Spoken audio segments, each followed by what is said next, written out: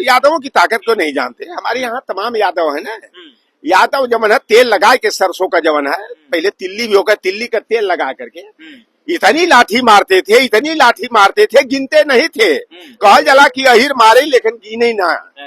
करणी सेना में वही है जिनकी रोजी रोटी जो है अपराध से चल रही है।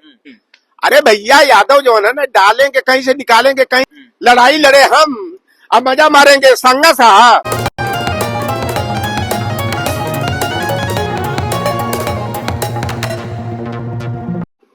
नमस्कार, आज मौजूद हैं लखनऊ में लगातार जो चुनावी सरगर्मियां हैं, बयानबाजी का दौर लगातार जारी है। खास करके करणी सेना समाजवादी पार्टी को टारगेट करके लगातार बयान पे बयान दी जा रही है और साथ ही लगातार धमकी भरे संदेश रामजी लाल सुमन और अखिलेश यादव को दिए जा रहे हैं। कहा जा रहा है अखिलेश यादव की हत्या कर दी जाएगी, रामजी लाल सुमन की हत्या कर दी जाएगी। सबसे बड़ा सवाल पुलिस प्रशासन के ऊपर उठता है कि आखिर पुलिस प्रशासन कहाँ है। उत्तर प्रदेश के मुखिया जो लगातार ये दावा कर रहे थे कि अपराधी उत्तर प्रदेश छोड़ के भाग चुके हैं, उत्तर प्रदेश अपराध मुक्त हो चुका है, भयमुक्त हो चुका है, तो आखिर ये कौन से लोग हैं जो लगातार ऐसे धमकी भरे संदेश दे रहे हैं, धमकियां खुलेआम दे रहे हैं। वे कहते हैं कि 2 मिनट के लिए पुलिस प्रशासन हटा दी जाए, समझा दिया जाएगा अखिलेश यादव को, रामजी लाल सुमन को। बातचीत करने के लिए हमारे पास समाजवादी पार्टी के नेता हैं जिनसे हम बातचीत करेंगे और जानेंगे सर कैसे देखते हैं इन सभी बयानों को।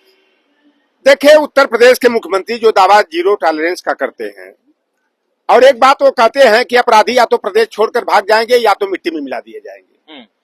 लेकिन जो योगी आदित्यनाथ की बिरादरी के अपराधी हैं, माफिया हैं, हत्यारे हैं, उन्हें पूरी तरह से जो है कि शासन प्रशासन का संरक्षण प्राप्त है। आप बताओ कि जब अतीक और अशरफ का की साजिश के तौर पर पकड़ करके पुलिस कस्टडी में जो है एसटीएफ वालों ने गोली मार दिया, 3 लड़कों को जो है कि आगे कर दिया गया कि इन्होंने गोली मारा, लेकिन मारने वाला कोई और है। आप बताओ, उस समय ये लिस्ट 63 अपराधियों का जारी किए थे, उसमें तमाम नाम जौनपुर का था, बनारस का था, गाजीपुर का था, महोबा का था, आपके सुल्तानपुर का था, तमाम अपराधियों का। तो 63 में तो 38 जो है सिंह उपनामधारी थे, लेकिन किसी का इनकाउंटर क्यों नहीं हुआ, किसी की जो है संपत्ति कुर्क क्यों नहीं हुई। तो उत्तर प्रदेश की सरकार एक जाति विशेष को आगे बढ़ाने का और उनके मनोबल को बढ़ाने के काम में जुटी हुई है। और ये करणी सेना वाले जो दावे कर रहे हैं कि जो रामलाल जी सुमन का गर्दन काटेगा उसको 25 लाख का इनाम देंगे, अखिलेश यादव आएंगे तो सहारनपुर, तो जो रामजी लाल सुमन के साथ आगरा में उनके घर पर नहीं हुआ उससे आगे हो जाएगा। ये करणी सेना वाले गिरर भभकी दिखा रहे हैं। और ये करणी सेना जो है आम क्षत्रिय राजपूत और ठाकुरों का संगठन नहीं है। आप जाके पता कर लेना, क्या हम लोगों की तरफ ठाकुर नहीं है। करणी सेना में वही है जिनकी रोजी रोटी जो है अपराध से चल रही है, या गुंडई करना, माफियागिरी करना, करणी सेना के नाम पर दबंगई करके जो है कि लूटपाट करना। आप बताओ कि फिल्मों में पहले हम लोग देखते थे, जब डकैत आते थे तो जय भवानी का नारा देते थे। ये भी जय भवानी का नारा दे रहे हैं। तो डकैत है, लुटेरे हैं, हत्यारे हैं, अपराधी हैं और समाज के जो है असामाजिक तत्व हैं। और उत्तर प्रदेश की सरकार पूरी तरह से उनको संरक्षण देने का काम कर रही है। अब तो बात आई गई है आमने सामने की। वह जैसे करणी सेना वाले कर रहे हैं ना कि 2 सेकेंड 2 मिनट का समय दे दिया जाए, हम समाजवादी पार्टी वालों को निपटा देंगे। तो हम लोग भी कह रहे हैं उत्तर प्रदेश की सरकार जो है कि दे छूट, आ जाए समाजवादी पार्टी वाले और करणी भरणी सेना वाले, इनको चटनी न बना दिया गया तो वो भी देखा जाएगा। क्या सपा के जो कार्यकर्ता हैं उनका मतलब मनोबल इतना कमजोर हो गया है, जोश की कमी आ गई है क्या कि लगातार ऐसी धमकियां मिलने के बावजूद कोई प्रतिक्रिया नहीं है। समाजवादी पार्टी के बाहर, हम अभी दफ्तर के बाहर मौजूद हैं, यहाँ पे किसी भी तरह की कोई प्रतिक्रिया नहीं, कोई कार्यकर्ता नहीं। देखो, हमारे राष्ट्रीय प्रमुख महासचिव रामगोपाल यादव जी ने कहा था कि ईद के बाद जो है कि हम सड़कों पर उतरेंगे, आंदोलन करेंगे। जो करणी सेना के लोगों ने जो है कि दहशतगर्दी किया है, और माननीय अखिलेश यादव जी भी दिल्ली हैं, इन लोगों को निर्णय करना जैसा आदेश निर्देश होगा। अभी भीम वाहिनी के लोगों ने धरना प्रदर्शन किया, तमाम जनपदों में किया। समाजवादी पार्टी भी कानून अपने हाथ में नहीं लेना चाहती है। हम लोग जो है कि संविधान का सम्मान करते हुए, जो हमारा संविधान के तहत जो आंदोलन का अधिकार है 19A के तहत, हम उसके तहत जो है कि आंदोलन करेंगे। और भारतीय जनता पार्टी के ना लगता है कि पासा उल्टा पड़ गया है। ये भारतीय जनता पार्टी सोची थी कि राणा सांगा के नाम पर और औरंगजेब और बाबर के नाम पर जो है हम हिंदू मुसलमान करने का काम करेंगे, लेकिन जो है कि तीर जो है कि सही निशाने पर नहीं पड़ा, चूक गया है। अच्छा, यादवों को खास करके कहा जाता है कि ये लाठी लेके कहीं भी तैयार होते हैं, बहुत मारते हैं तो रोने नहीं देते हैं, लेकिन ऐसा कोई मामला अब तक आया नहीं है। क्या लगता है करड़ी सेना से यादव जो हैं वो डर गए हैं? देखो, यादवों की ताकत को नहीं जानते। हमारे यहाँ तमाम यादव है ना, यादव जमन है तेल लगा के, सरसों का जमन है, पहले तिल्ली भी होकर तिल्ली का तेल लगा करके इतनी लाठी मारते थे, गिनते नहीं थे। कहा जला कि अहिर मारे लेकिन गिने ना। तो ये हीरो को चैलेंज ये जो दे रहा है ना करनी भरनी सेना वाले, तो जब जइए आमने सामने मुकाबला हो जाएगा तो यादवों की ताकत का पता लग जाएगा। अरे भैया, यादव जो है ना डालेंगे कहीं से, निकालेंगे कहीं से, भी यादवों को ये ललकार रहे हैं। तो ये करनी सेना वालों का हम लोग भी चाहते हैं कि एक बार जो है फेस टू फेस हो जाए और दूध का दूध और पानी का पानी हो जाए। और ये करनी सेना वाले जिस तरह से राणा सांगा के नाम पर, हम नहीं कहते कि राणा सांगा गद्दार थे, लेकिन मैं जानना चाहता हूं कि वह मित्र किस तरह की श्रेणी में आता है कि हमने कह दिया भाई कि बनारस में हम लोग मिलेंगे, मैं गाजीपुर से निकल रहा हूं, आप भदोही से निकलिए, तो हम तो गाजीपुर से बनारस आ गए। अब भदोही वाला जिसने बुलाया कि बनारस आइए मिला जाएगा, वो नहीं मिला, तो ऐसे मित्र को कौन सा मित्र कहा जाता है? अब हम तो शब्द नहीं कह सकते, लेकिन ऐसा मित्र दगाबाज, कलाबाज, छली कपटी हुआ कि नहीं हुआ? बाबर को किसने बुलाया? बाबर नामा जो आत्मकथा है बाबर की, और अब्दुल रहीम खान खाना जी ने उसका फारसी में अनुवाद किया। एक जो है दौलत खां थे, जो पंजाब के बादशाह थे, दौलत खान लोधी, महमूद खान लोधी, और खुद इब्राहिम लोधी के चाचा भी कुर्सी के लिए जो है चल रहा था, टकराहट चल रही थी, दौलत खान ने भी बुलाया। अच्छा अवसर मिला, इधर सोचे कि राणा सांगा की बाबर जो है, क्योंकि एक नई तकनीक की जो लड़ाई, तोप खाना पहली बार जो है कि बाबर ने इस्तेमाल किया था। और बाबर जो है कि काबुल से चल करके जब पंजाब में प्रवेश करते हैं तो पानीपत का प्रथम युद्ध होता है, और पानीपत के प्रथम युद्ध में जो है इब्राहिम लोधी की हार होती है और वहां पर जो है कि बाबर की जीत होती है। लेकिन जो दगाबाज मित्र था, जिसने धोखाधड़ी किया, राणा सांगा मेवाड़ का शासक, और वह चाहे कि बिना युद्ध लड़े दिल्ली का सल्तनत हमको मिल जाए, तो कौन ऐसा बेवकूफ है भाई? लड़ाई लड़े हम, अब मजा मारेंगे। सांगा साहब, बाबर ने उस गद्दारी का बदला लेने के लिए कि हमें धोखे से बुलाया गया, कहीं हमारे साथ कुछ गलत हो गया होता, लेकिन बाबर ने जो है इस अपमान का बदला लेने के लिए खानवा का युद्ध होता है। 1900 पहला तो युद्ध हुआ 1526 में, 1527 का युद्ध खानवा में होता है, और वहां पर राणा सांगा की सेना बुरी तरह हार जाती है। और पहले मैं राणा सांगा का व्यक्तित्व और कृतित्व तो बता दूं। राणा सांगा के पिता जो है कि रायमल थे, ये तीन भाई थे, संग्राम सिंह, जयमल और राणा प्रताप, राणा प्रताप,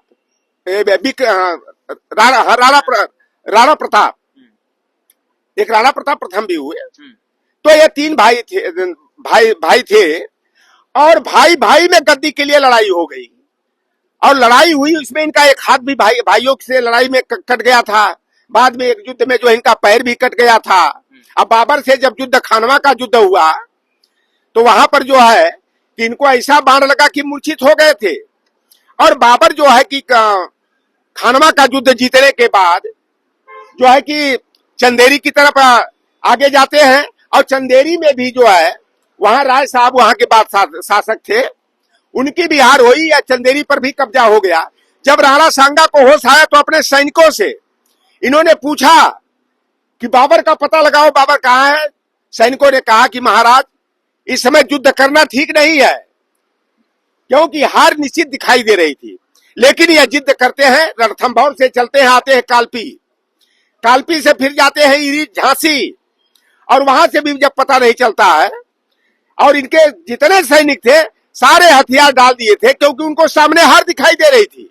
उन्होंने ले करके जो है राणा सांगा को फिर कालपी आते हैं, और इन्हीं के लोगों ने जो है 30 जनवरी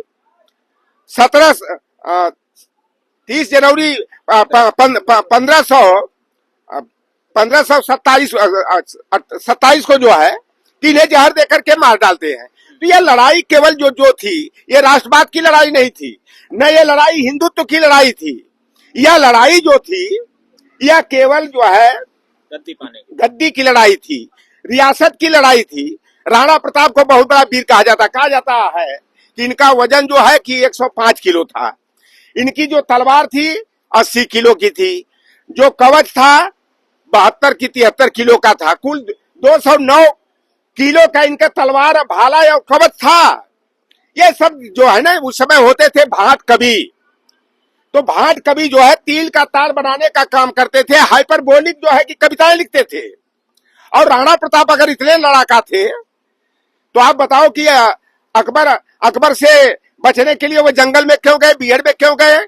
और हम लोगों को पढ़ाया जाता था कि वह घास की रोटियां खा करके कई महीने गुजारे। खैर उस पे नहीं आएंगे, नहीं तो ये एक और नया विवाद खड़ा हो जाएगा। खैर समाजवादी पार्टी अब क्या करेगी, अब अगला स्टैंड समाजवादी पार्टी का क्या होगा? देखिए, उत्तर प्रदेश की सरकार अगर कानून व्यवस्था को दुरुस्त नहीं करती है और करणी सेना के लोग जो गुंडाई कर रहे हैं, जो इनाम घोषित कर रहा है, एक चौहान है अलीगढ़ वाला, कोई गर्दन काटने की बात कर रहा, कोई 2 सेकंड का समय समाजवादी पार्टी वालों को निपटाने का मांग रहा है। अगर उत्तर प्रदेश की सरकार उन पर अंकुश नहीं लगाती है तो समाजवादी पार्टी के लोगों के हाथ में मेहंदी नहीं लगी है, चूड़ी नहीं पहने हैं, हाथ में हाथ डाल करके घर में नहीं बैठेंगे। 2-2 हाथ करने के लिए अपनी लाठी डंडा लेकर के करणी सेना वालों का मुकाबला करेंगे।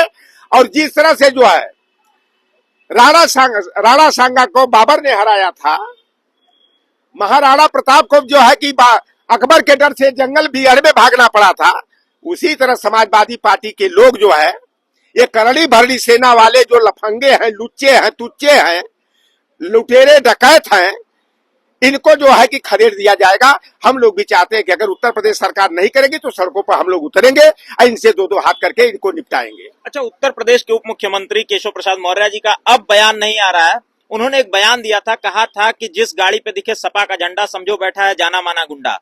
तो आखिर समाजवादी पार्टी का झंडा लगे गाड़ियां तो दिख रही हैं, लेकिन गुंडाई कहीं दिख नहीं रही है। देखो भैया, केशव प्रसाद मौर्य बेचारे नंबर बढ़ाने के लिए ना वो मानसिक संतुलन उनका बिगड़ गया था। अभी शायद इधर ठीक हुआ है। मैंने उनको सुझाव दिया था कि अगर आपका इलाज नहीं हो पा रहा तो इलाज मैं करा देता हूँ। पहले तो यहाँ नूर मंजिल में करा देंगे, नहीं तो रांची करा देंगे, आगरा करा देंगे। तो नंबर बढ़ाने के लिए कि 2017 का जो चुनाव हुआ था तो इनको आगे करके चुनाव लड़ा गया था, लेकिन आगे जोगी महाराज और केशव प्रसाद मौर्य को आरएसएस भाजपा वालों ने कहा कि बताइए उत्तर प्रदेश का मुख्यमंत्री कौन होगा? तो गाजीपुर में एक कहावत कह जाले, आ बैल मुझे मार। जो मुख्यमंत्री पद का दावेदार, उसी से पूछा जा रहा बताओ मुख्यमंत्री कौन होगा? तो बेचारा का ऐसा झटका लगा कि मेदांता हॉस्पिटल में भर्ती हो गए। तब से जो है ना कि इनका मानसिक संतुलन गड़बड़ है और केवल अखिलेश यादव पर जो है ना खिसियानी बिल्ली खम्मा नोचे वाली हरकत करते हुए वह केवल समाजवादी पार्टी अखिलेश यादव को टारगेट में लेकर के बात करते हैं। लेकिन अभी इधर आशा लगा था दिल्ली से लखनऊ, लखनऊ से दिल्ली, खूब उछल कूद बंदर की तरह मचाए थे, लेकिन बेचारे की मुराद पूरी होती नहीं दिख रही है। तो केशव प्रसाद मौर्य इस समय सिलेंडर पूरी तरह है। अब वो अभी तमाशा देख रहे हैं कि यह लड़ाई जो है योगी आदित्यनाथ के संरक्षण में इन्हीं के समाज से ताल्लुकात रखने वाले जो असामाजिक तत्व हैं, करणी सेना वाले, वह कर रहे हैं। इसलिए जो है केशव प्रसाद मौर्य जो है कि समय की नजाकत को भांपते हुए अपनी जुबान पर ताला लगा लिए है।